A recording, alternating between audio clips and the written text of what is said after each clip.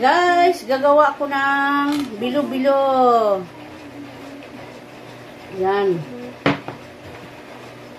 Tapos ko na ito igayat, oh. Ayan. At saka itong kamote. Tatlong ano lang yan guys. Tatlong ingredients. Ito, i-ano ko na ito. Para mamaya, pag bumili ng gata, isa lang ko na. Diba? Malinis tong kamay ko, ah. Kamayin ko na lang para mabilis.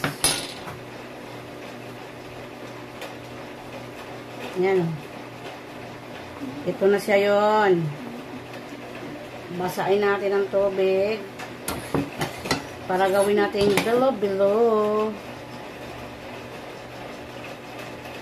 Yan siya guys. Halo-halo. Halo ng halo.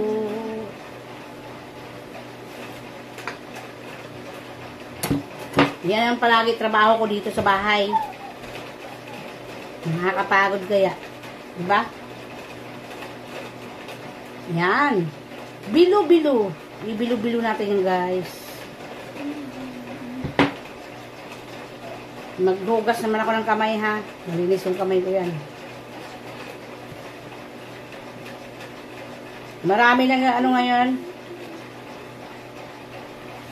Nagre-reklamo sa sobrang init, no? Oh, ayan lang.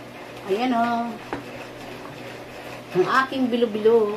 Maglagay na tayo ng bilo-bilo. Ito na, hurog na natin lahat ang bilo-bilo. Ayan. Bilo-bilo. Luto na ang aking ano, ayan guys. O, tingnan nyo. Sago, dami. Maliliit na sago yan guys. Anong pa nga nagbuo-buo. Ayan. Tapos, lagyan natin ng asukal. Asukal na was. Ayan.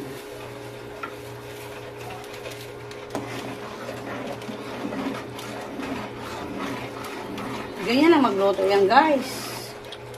Natin ang kamuti. Ayan, wag natin takpan kasi nag-ano siya, nag-aawas.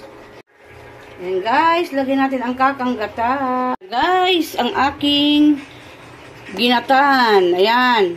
Ayan oh, malagkit na bilo-bilo at saka ayan, sago. Sago pala yan, sago. Ganyan lang kasimple ang aking ginatan guys. Ayaw ko maraming sahog.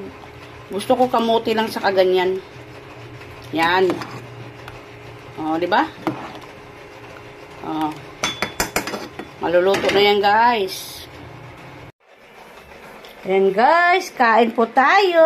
Mayroon pa kaming natira na ano, bilo-bilo. Oh. I-dessert po namin yan. Ang aming bilo-bilo. Ayan. Ginatang sago, at saka bilo-bilo, at saka kamote. Yan.